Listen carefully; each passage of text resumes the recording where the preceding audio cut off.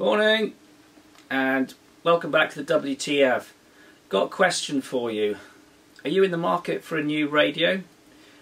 Well, if you are, you might want to consider buying second hand. You know, new radios these days are quite pricey, and what I want to do is show you, well, what you may be able to get for a similar amount of money.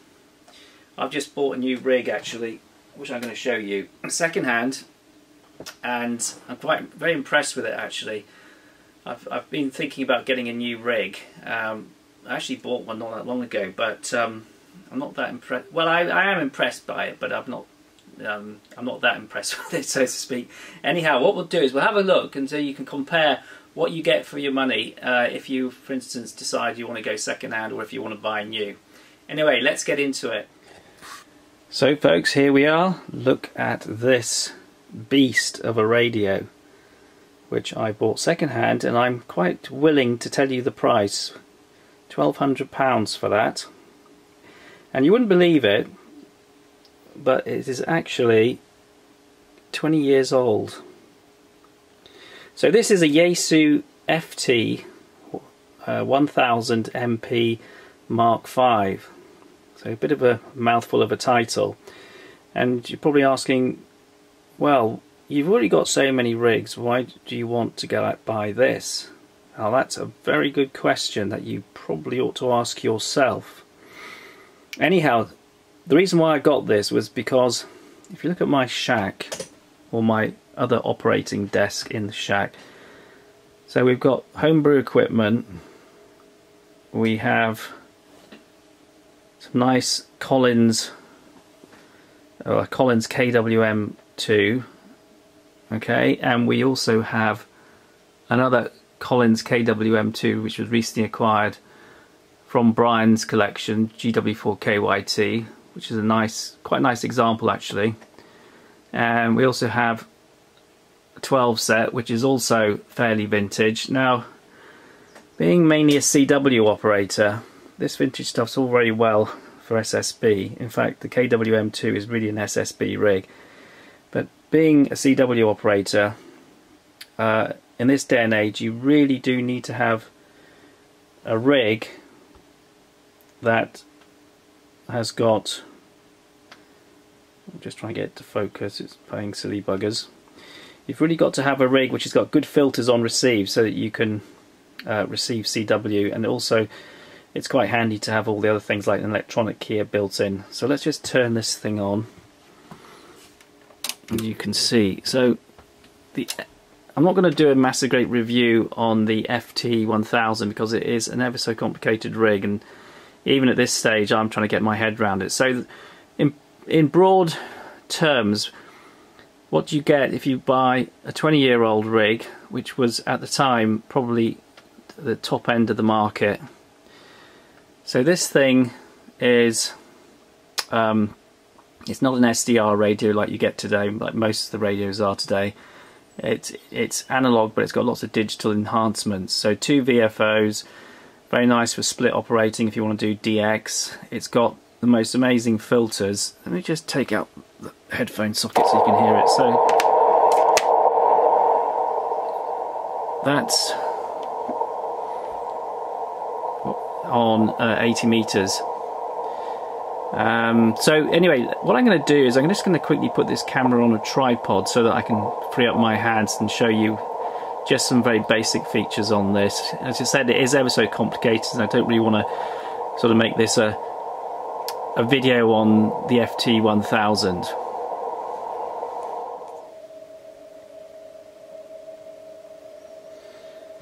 Right, I've put the camera on the tripod, which makes it a little easier. But first thing you notice on this Yaesu FT1000, I mean, it's got a beautiful digital display. It's got lots of knobs and buttons. There's not any menus that you have to keep on going into, and you know, that I don't know what it is about this rig, but I've had it a couple of days, and you know, it's one of those rigs where you sort of start using it and you instantly bond with it.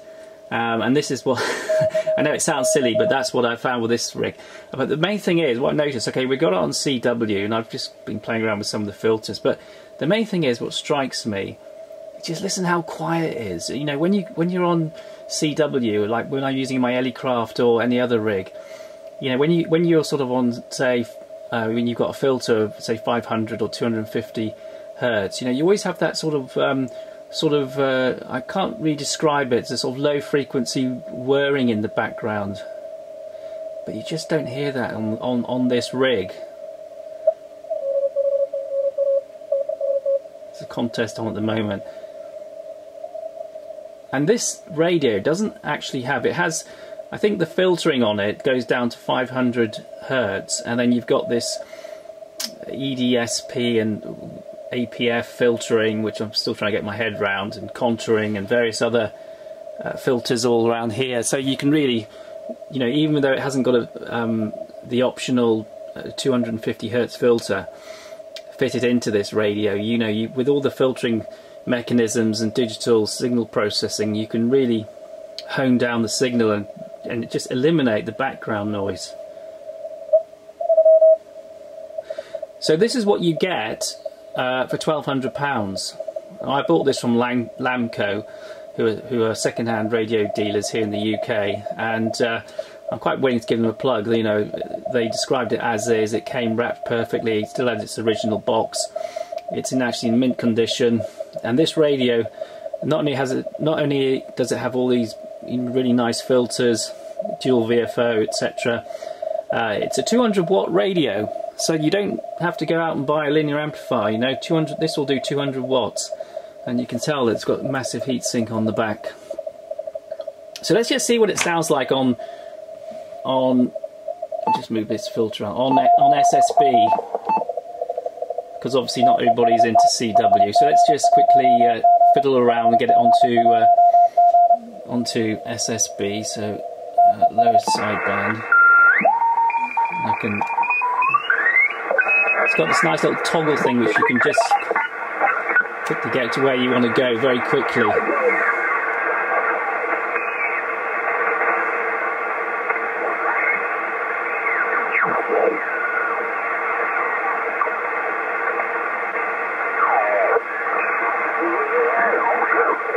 And get a good signal.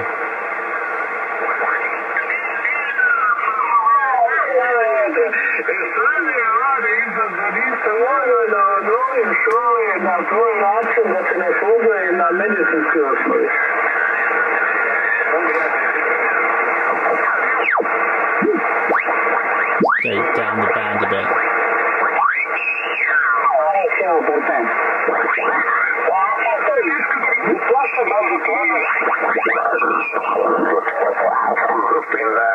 We have been there 5 years ago. I think it was 5 years for staying there for 2 months and having a very old camper, very wide one, but a very old one. It was a very nice trip. And yeah, we tried to see a lot of things on both islands, and very, very impressed when we came home, and a big difference between South and North Island, especially to the north of the North Island. It was quite another climate. And yeah, we are not sure we will do it again. We have planned a second tour, then Corona came. We'll just make sure the aerial's on the right place. My wife and I went to our inn. That German station was really waffling on, so this is the guy he was talking to. With a 4-element monophone with a 20-meter boom. Mexico, very high in the it wasn't disturbing. 1 moment. They were trying to do it also on another facility with the Italian. Very, very strong system. I was a little bit bored with life. I'm going to get these tip and switch done. I'm not going to permit that I have 2 females and 1 male there rather than brothers and sisters. So that's the New Zealand station that he was talking to. It's very difficult now to give away kittens because people are not wanting them. So it's really nice having three kittens. course they will turn into big cats. So, anyhow, so that's, I think the Vox is on there. So that's the Yaesu FT1000MP. So what I'm going to do is quickly show you one of the other, well, the Yaesu FT710, which I got, which is really a sort of a modern rig, and you can sort of see what you get for your money when you buy something like that.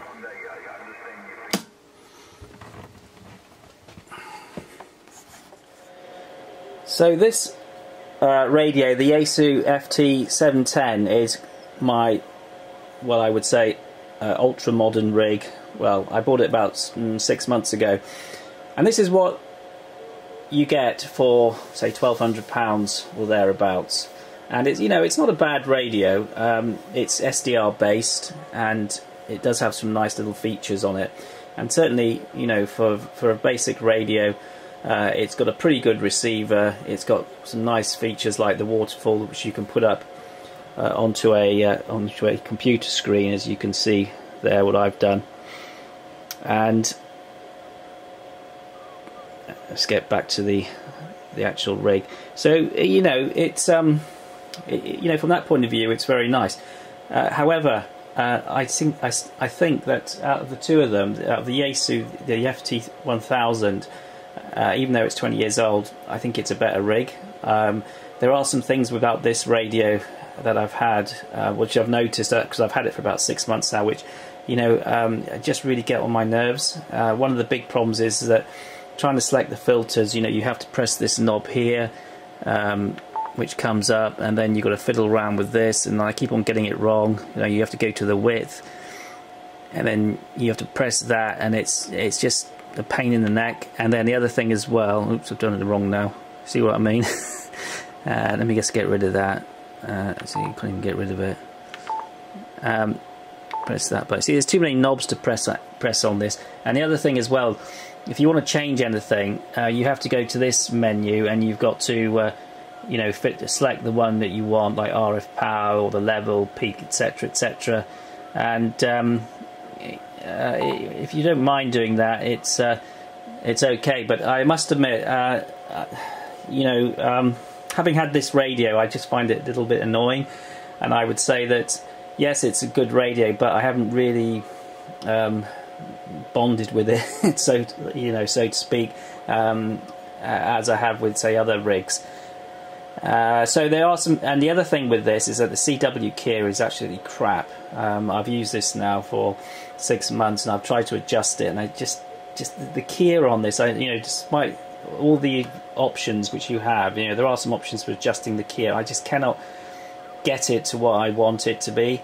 When comparing it to the FT1000, which, you know, came out of the box, you know, I plugged in the key and it was keying beautifully. You know, it's got the right weighting on the dots and the dashes, which I've tried to adjust on this rig, and I just cannot adjust it at all to my suit, to my liking.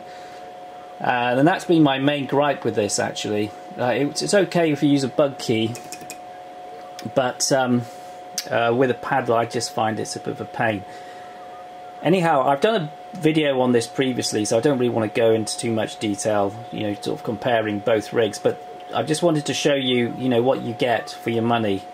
And if you know, if you do have a some spare cash, and you're thinking of sort of getting another rig, you know, do consider getting something second hand, because, you know, bear in mind that, you know, what was top of the range, you know, 10-20 years ago is actually a pretty good rig, and you'll be able to buy something, you know, which is actually quite good, as compared to, you know, a modern rig of similar value.